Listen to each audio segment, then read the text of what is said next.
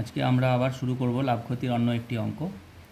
নিয়ামত চাচা প্রতিটি 5 টাকা দরে 150টি ডিম কিনেছেন, কিন্তু দোকানে এনে দেখলেন 8টি ডিম ফেটে গেছে এবং 7টি ডিম পচা। প্রতিটি ডিম 6 টাকা দরে বিক্রি করলে নিয়ামত চাচার শতকরা কত লাভ বা ক্ষতি হবে হিসাব করি। তাহলে এই অঙ্কটা আমরা কিভাবে শুরু করব? আগে আমরা 150টি ডিমের ক্রয় মূল্য বের করব। একটি ডিমের ক্রয় মূল্য 5 টাকা। একটি ডিমের ক্রয় মূল্য 5 টাকা।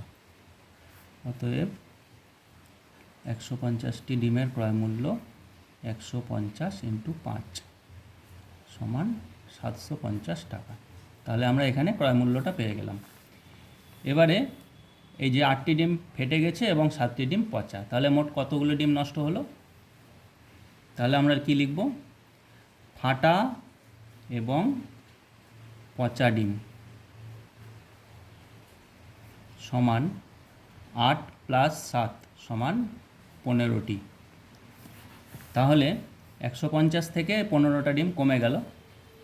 তাহলে লিখব বাকি রইল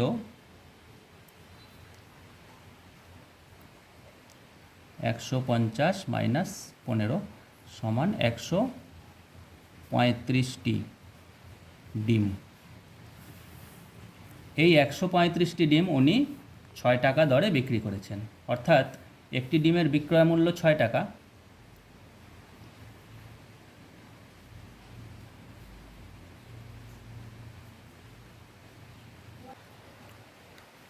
অতএব বাকি যে 135টি ডিম রইল, 135টি ডিমের বিক্রয় মূল্য 135 × 6 গুণ করে দেখি কত আসছে।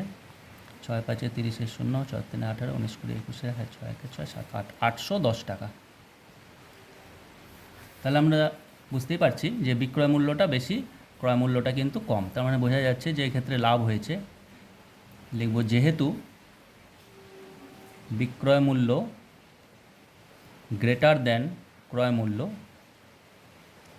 অতএব লাভ হয়েছে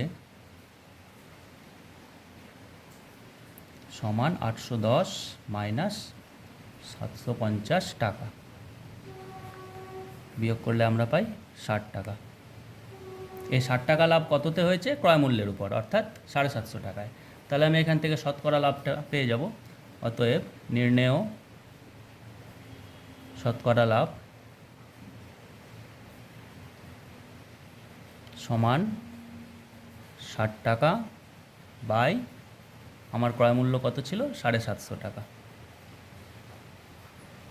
× 100, যেহেতু আমি শতকরা বের করছি। তাহলে 0 0 কাটলাম, 25 × 3 = 75, 25 × 4 = 100, 3 × 2 = 6, 8 টাকা। এটাই আমার উত্তর। তাহলে আমি অ্যান্সারটা পেয়ে গেলাম। অ্যান্সার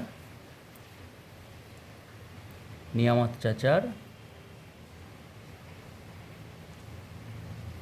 শতকরা 8 টাকা লাভ হয়েছে। ব্যাস।